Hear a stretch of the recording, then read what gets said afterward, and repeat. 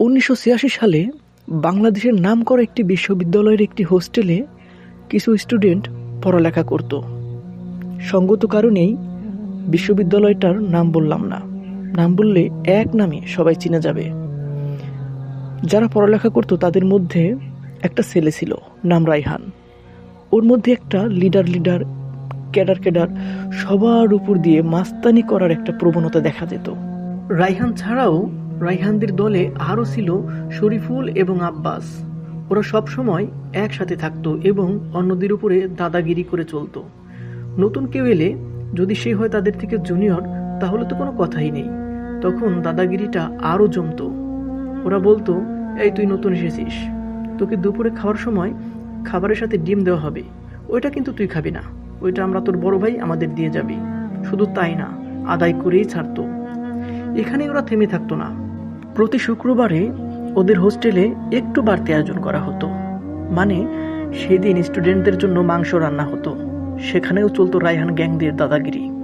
স্টুডেন্টরা নিজের ইচ্ছা থেকে ওদের জন্য মাংসের একটা ভাগ দিয়ে যেত, তা না হলে ওদের যে রক্ষা হবে না প্রত্যেকটা স্টুডেন্ট তা খুব ভালোভাবেই জানতো। 1986 সালের পরের বছর, মানে 1987 সাল, 87 সালের নভেম্বর মাসে, মানে এই দিনে হোস্টেলে নতুন একটি ছাত্র আসে। ওর নাম শাকিল। ওরা শাকিলের সাথেও সবসময় চাকরের মতো করে আচরণ করত। কখনো শার্ট, কখনো প্যান্ট, কখনো বা ওদের পরনের অন্য কিছু ধৌত করাতো। কখনো কোনো কিছু আনার প্রয়োজন হলে ওরা শাকিলকে দিয়ে আনাতো। এমনও অনেক সময় গিয়েছে ওরা শাকিলকে দিয়ে নিজেদের জুতা পর্যন্ত পরিষ্কার করিয়েছে। এভাবেই দিন সময় যাচ্ছিল আস্তে আস্তে। কখনো যদি শাকিল ওদের সাথে প্রতিবাদী হয়ে উঠত, ওরা শাকিলকে ধরে মারত। শাকিল যদি কখনো বাড়ি থেকে কোনো খাবারও নিয়ে আসতো, ওরা সবাই মিলে সেই খাবার খেয়ে ফেলতো। শাকিল কখনো কিছু বলতো না। এত কিছু যে ওরা শাকিলকে দিয়ে করাতো, এটা নিয়েও শাকিলের কোনো দুঃখ ছিল না। অবস্থাটা এমন হয়ে গিয়েছিল যে শুক্রবার বা রবিবার যেদিন সাপ্তাহিক মাছ বা মাংস খাওয়াতো হোস্টেল থেকে, ওরা আর শাকিলের প্লেট থেকে সে মাছ বা মাংসের টুকরাটা ছিনতাই করে নিয়ে আসতো না। শাকিল নিজে থেকেই ওদেরকে সে মাছ বা মাংসের টুকরাটা দিয়ে যেত, কারণ শাকিল জানে ওদেরকে না দিলে সমস্যা হবে। শাকিল নিজেকে আড়াল করে বলতো, আমার এগুলো খেতে তেমন একটা ভালো লাগে না, আপনারা খেতে ভালোবাসেন তাই আপনাদের দিতেও আমার ভালো লাগে। আসলে এটা শাকিলের মনের কথা ছিল না। ও যাতে একটু ভালো থাকতে পারে, যাতে একটু নিজেকে সেফ রাখতে পারে, রায়হান গ্যাংরা ওর উপরে অত্যাচার যাতে না করে, তাই ও নিজে থেকেই এটা করত। শাকিলের এটা সয়ে নেওয়া ছাড়া আর কোনো উপায়ই ছিল না। এক সময় এটা ওর সহ্যের মধ্যেই চলে আসে, ওর সয়ে যায় শরীরে। 1987 সালের রমজান মাসে সবাই বাড়ি যাবে। তারা সবাই ব্যাগ গোছাচ্ছে। 26 রোজা, সবার বাড়ি যাওয়ার খুব একটা আনন্দ এবং তড়িঘড়ি লেগে গেছে।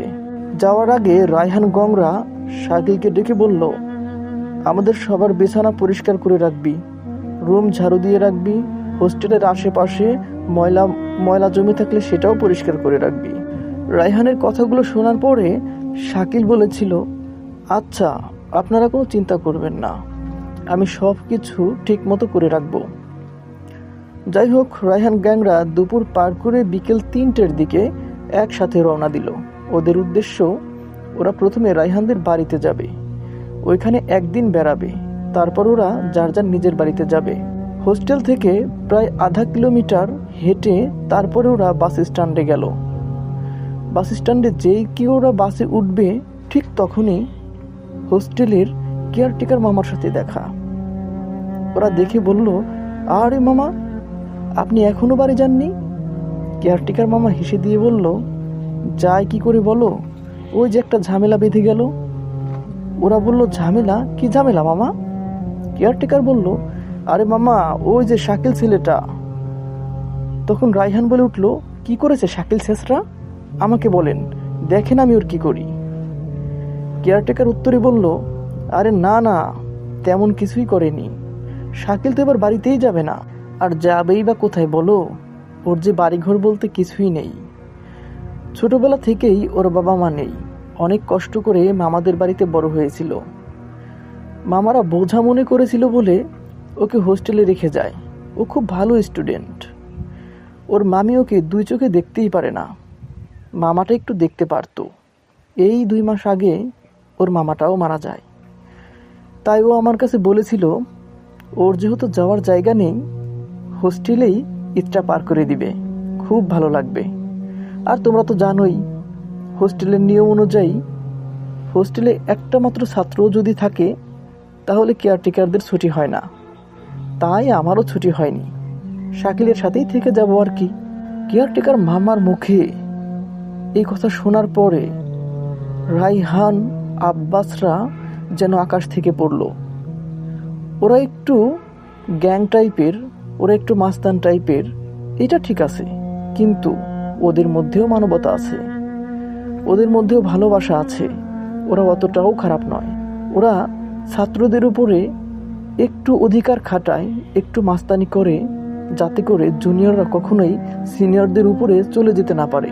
কিন্তু ওরা কখনোই অতটাও খারাপ নয়। কেয়ারটেকার মামার মুখে রাইহান এই কথা শোনার পরে ওর চোখে পানি ছলছল করে উঠল। ও আব্বাস এবং শরীফকে বলল, আর দেরি নয়, চল আমরা আবার মেসে যাব। এক দৌড়ে ওরা মেসে গেল। ওরা হোস্টেলে যাওয়ার পরে দেখলো শাকিল একটা টেবিল এবং একটা চেয়ার পেতে মনোযোগ দিয়ে পড়ালেখা করছে। 2 দিন পরে যেখানে ঈদ, সেখানে শাকিলের এত পড়ালেখা কোথা থেকে আসে? ওর কি তাহলে মনে কোনো আনন্দ নেই? রায়হান শাকিলের কাছে গেল এবং বলল, ব্যাগ গোছাও, তুমি ঈদ করতে আমাদের বাড়িতে যাবে। শাকিল প্রথমে একটু ভয়ই পেয়ে গেল। বলল, ভাইজান আপনি আবার এসেছেন, মানে কি বুঝলাম না, কি হয়েছে? বলল, কোনো মানে নেই, তুমি আমাদের সাথে আমাদের বাড়িতে ঈদ করবে, এটাই ডিসিশন। রায়হান অনেক বোঝালো, কিন্তু শাকিল যেতে রাজি হলো না। পরিশেষে রায়হান তার নিজের মাকে ফোন করলো এবং সব কথা খুলে বলল। এসব কথা খুলে বলার পর রায়হানের মা বলল, আচ্ছা রায়হান, তুমি ফোনটা শাকিলের কাছে দাও, আমি শাকিলের সাথে কথা বলবো। রায়হান শাকিলকে ফোনটা দিলে রায়হানের মা শাকিলকে অনেক বোঝালেন, বললেন, আমার আরও একটি ছেলে ছিল তোমার মতো, ছেলেটি মারা গিয়েছে। তুমি কি আমার ছেলের মতো না? আর কে বলেছে তোমার পৃথিবীতে কেউ নেই? এই যে আমি আছি না, আমরা আছি না, আমরাই তো তোমার বাবা মা।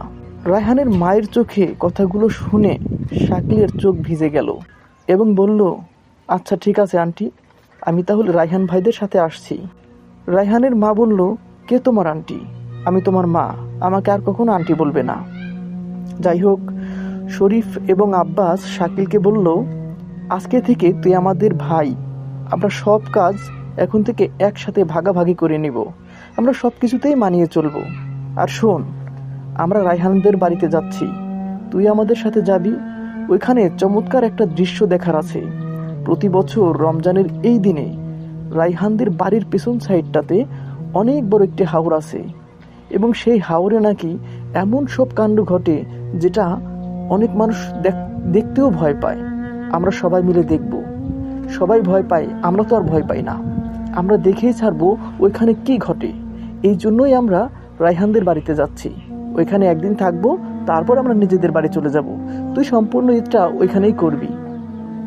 আব্বাস এবং শরীফের মুখে এই কথা শোনার পরে শাকিল আরো বেশি আনন্দে নেচে উঠল। ও বলল, ঠিক বলেছেন আব্বাস ভাই, দেখবো এখানে কি হয়। আর আমি তো একটু ভয় পাই না, আমার মধ্যে ভয় বলতে কিছুই নেই। দেখি ওইখানে কি আছে, এইবার ওইখানকার রহস্য উদ্ঘাটন করেই আমরা ছাড়বো।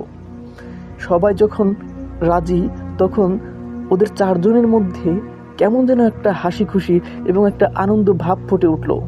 4 জনে মিলে ব্যাগ গুছিয়ে চলে গেল বাস স্ট্যান্ডে। উদ্দেশ্য রায়হানদের বাড়িতে যাওয়া। ওরা বাসে উঠল, বাসও ছেড়ে দিল।